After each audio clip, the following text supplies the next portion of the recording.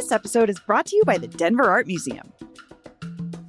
Immerse yourself in the stars we do not see, Australian Indigenous art, the largest display of Australian Indigenous art ever presented in North America, now on view at the Denver Art Museum. This exhibition offers a captivating, multi-layered experience featuring 130 works by 142 artists, drawn exclusively from the National Gallery of Victoria's world-leading collection. These works will introduce you to the art, resilience, and depth of the world's oldest continuous living culture.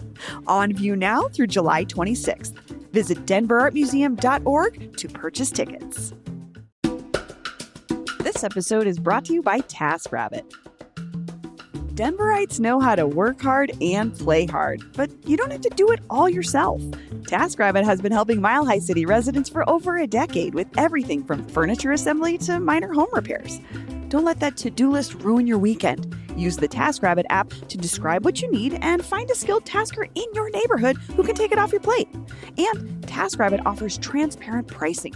You'll see the hourly rate up front, which includes the tasker's rate and the service fee, so there's no surprises at checkout. Download the TaskRabbit app or visit taskrabbit.com today to get those home to-dos crossed off.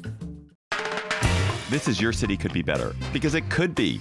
I'm David Plotz. If you love your city and still complain about it, you're in the right place. Can you remember the last time you were out until 4 a.m.? I cannot. Maybe it was with some crying, desperate to sleep baby decades ago. Maybe it was in college. But even people like me who are early bird specials know that among us, we have night owls. There are people who don't get started until midnight, people who can keep going and going and going. And Philadelphia has an experiment this summer to serve those night owls, to delight those night owls.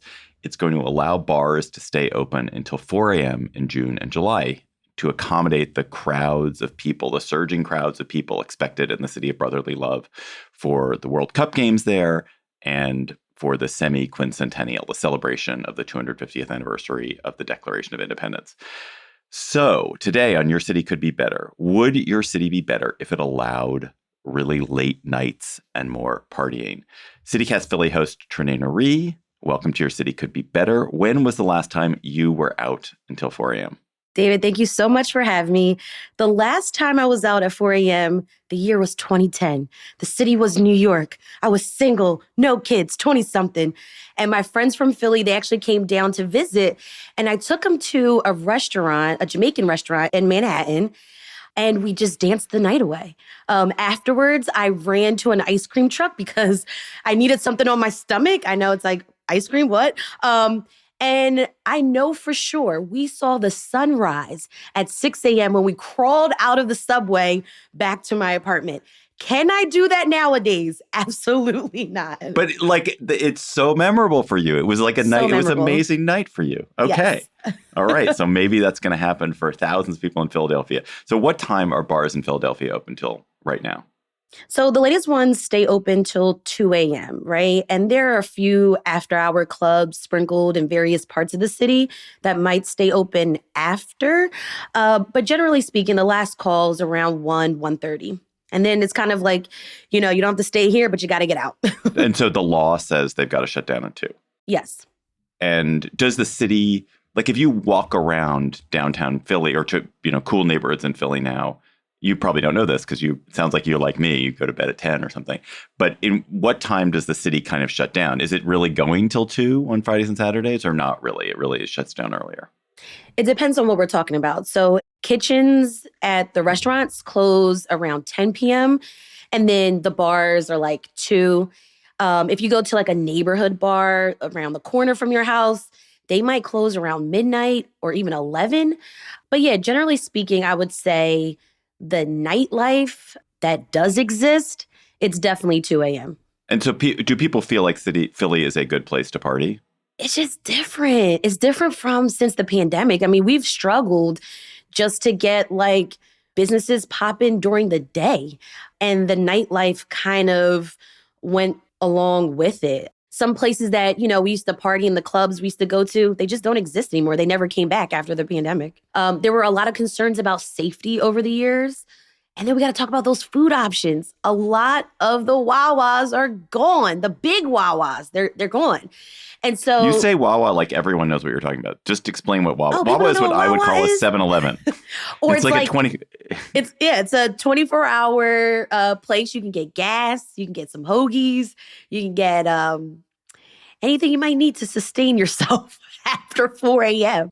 And I just want to highlight Philly's got a nighttime mayor, Raheem Manning. So he's the city's director of nighttime economy. And so the city has been working on so many different like creative ways to kind of get things like jump started again. So tell us a little bit about what's happening. So in June and July, Mhm. bars will be allowed to stay open until 4. All bars, the whole city. What's going to happen there? So Philly bars, restaurants, and hotels, they can extend their closing times from 2 a.m. to 4 a.m. So this is happening between June 11th and July 20th.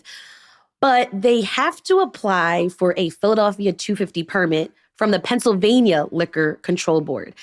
Owners and managers have to also attend training sessions in person.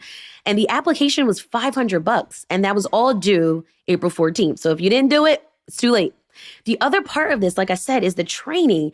And to be approved, bars need to be up to date with their taxes. They have to be in good standing with all city regulatory agencies, right? So license and inspections, the public health department, basically have your paperwork done. But these trainings, they are actually calling this the Liberty Bell Safe Certification Program. And the trainings consist of conflict resolution, sexual harassment, DEI, active shooter awareness, human trafficking, crowd management, exit and dispersal planning, exterior safety monitoring, and health code compliance. It does sound quite elaborate. It also sounds like probably a pretty good idea, probably pretty useful to have that training anyway. Yeah, totally. So what are the main reasons why Philadelphia decided to do this? Who pushed it? How did it become a thing? David, this actually was a bipartisan bill signed by our Pennsylvania Governor, Josh Shapiro.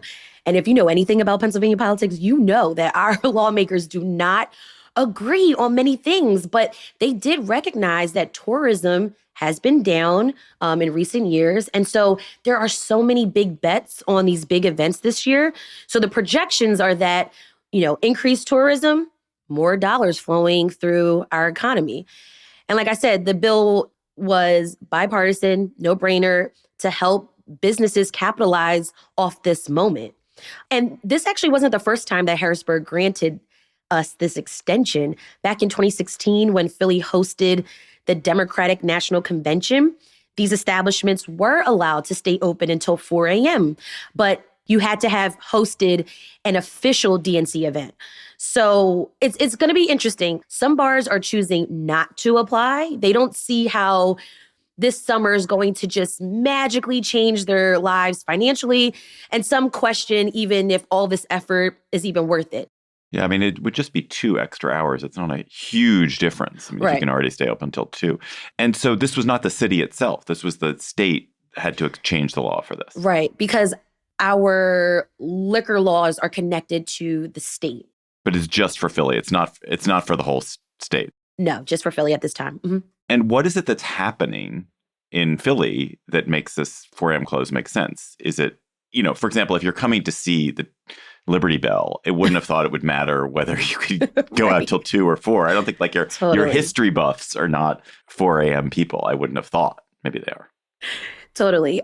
So the idea was that these extended hours would get folks to get a few more extra hours, like the shift workers, get more money flowing into our neighborhoods, not just Center City. And because we're going to get an influx of tourists, the idea is that folks need to be able to watch all of the games of the FIFA World Cup. And so, some of the games actually are going to start as late as midnight. Right. And so the idea is keep folks at the bars, keep them, keep them with the cold beers, keep them cheering.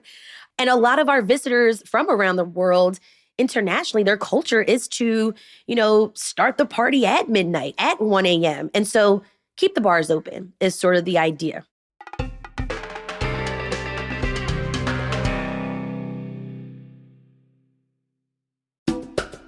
This episode is brought to you by the Choir League.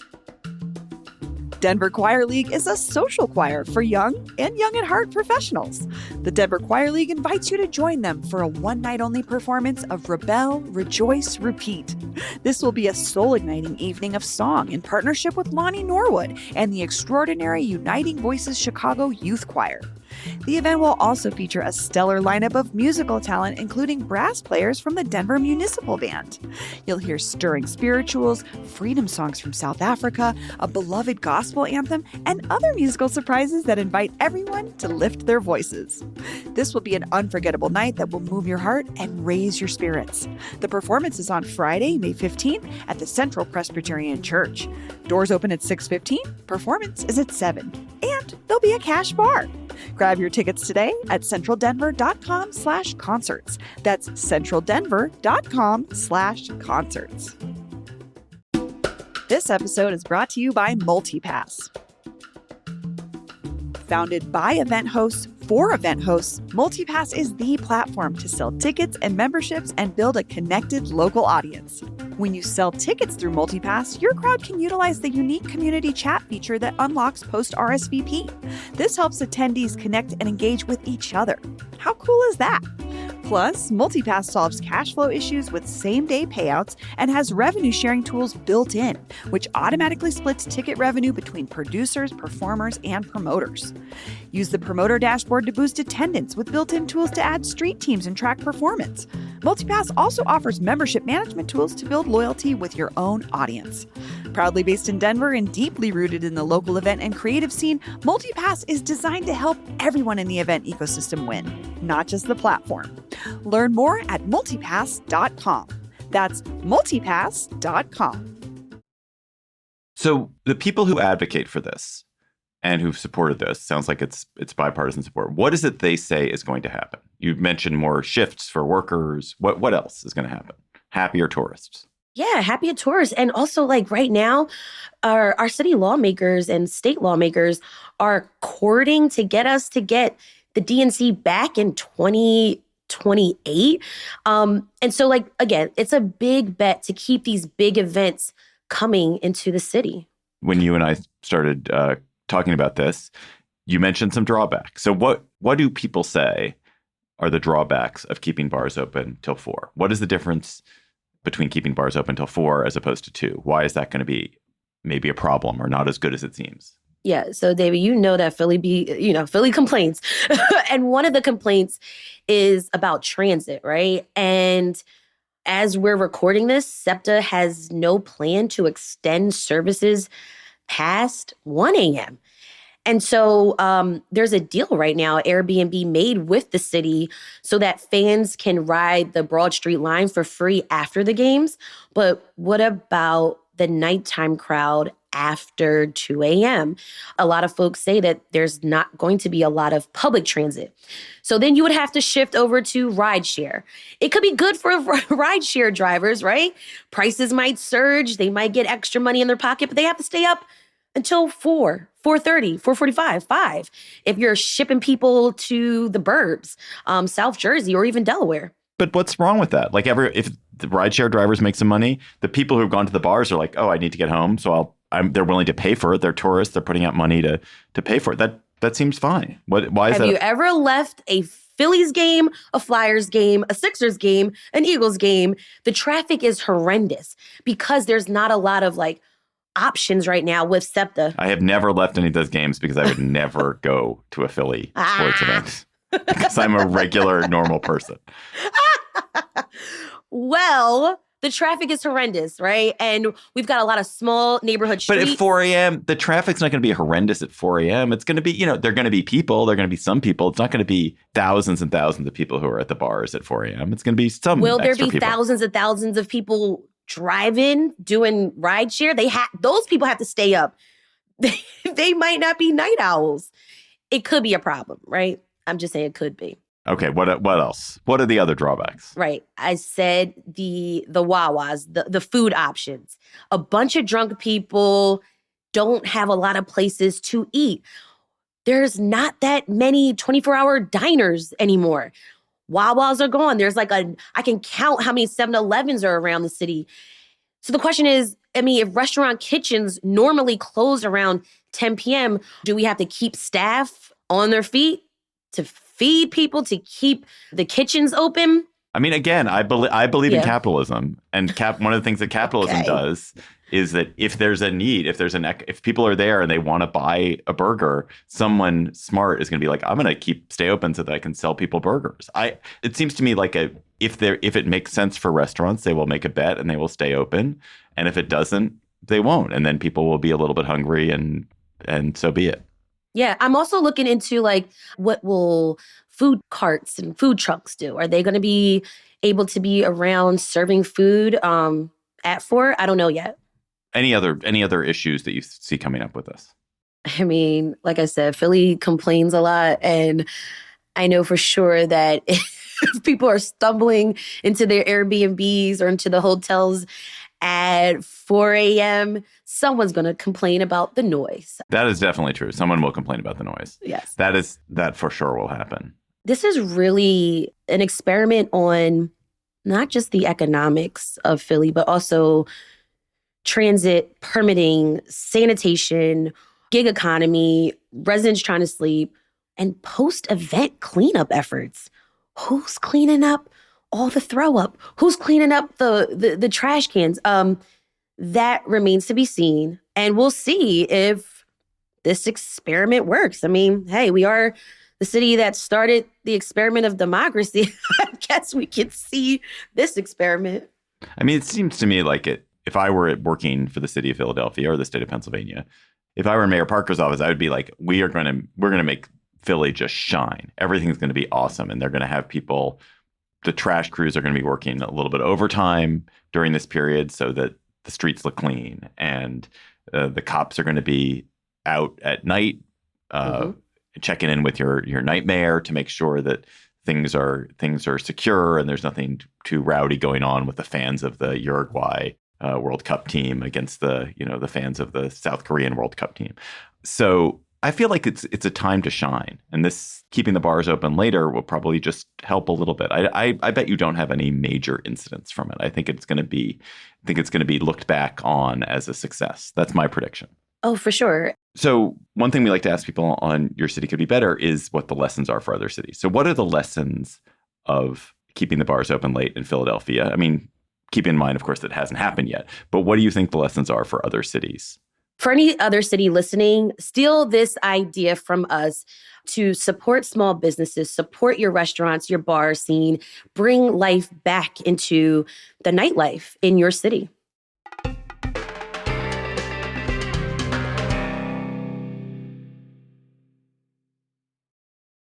Word on the street is that it's the 250th anniversary of the Declaration of Independence, written in Philadelphia, signed in Philadelphia. And Philadelphia, of course, was the place that the United States, in many ways, was born, as you guys remind us. And it's very exciting to think that this country has had 250 years, a great experiment. It's, we've accomplished a lot. But this is happening. This celebration is happening at a time when a lot of people, including a lot of people in Philly, are pretty gloomy about the state of the nation and the state of our democracy. And so I'm curious how you all are managing to celebrate, or how you will manage to celebrate the 250th, the semi-quincentennial, but also not feel that you're serving a Trump narrative, which I think probably a lot of people in Philly don't want to serve.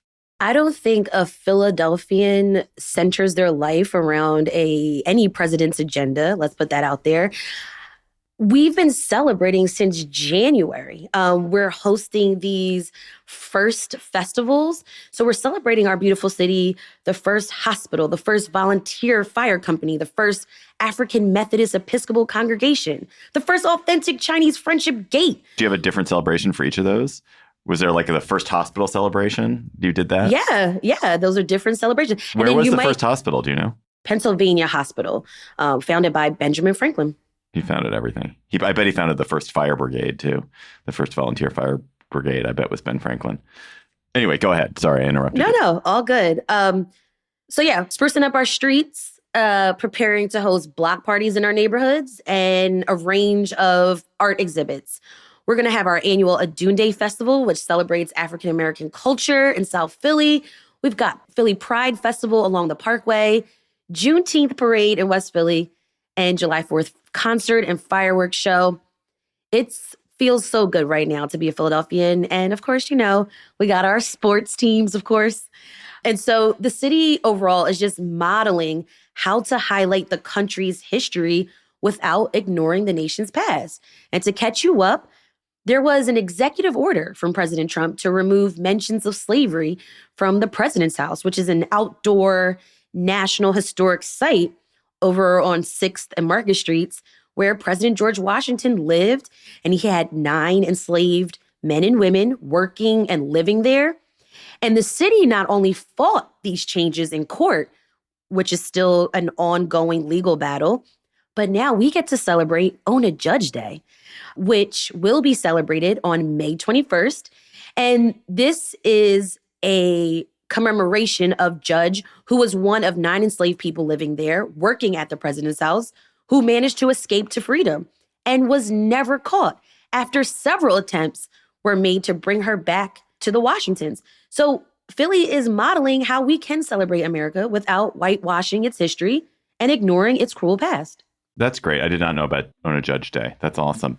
The story of Washington, I read a little bit about this when I first heard this about the President's House a few months ago.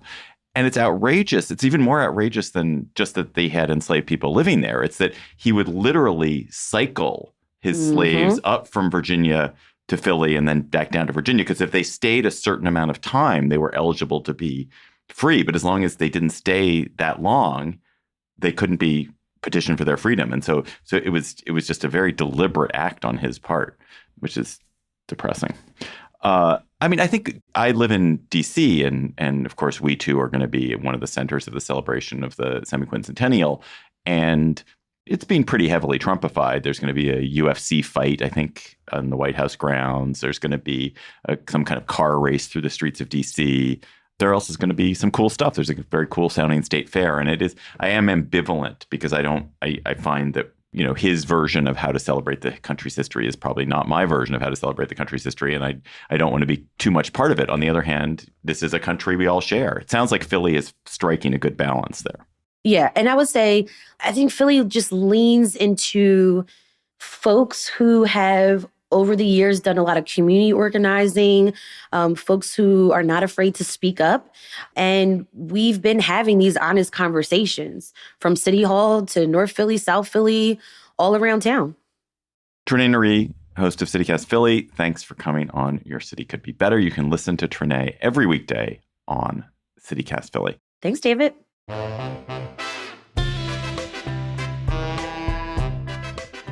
That's all for today's episode of Your City Could Be Better. I'm your host, David Plotz. Our producers were Lizzie Goldsmith, Priyanka Tilve, Trenae Nuri, Abby Fritz, and Matt Katz. Our music is by Carl Christensen.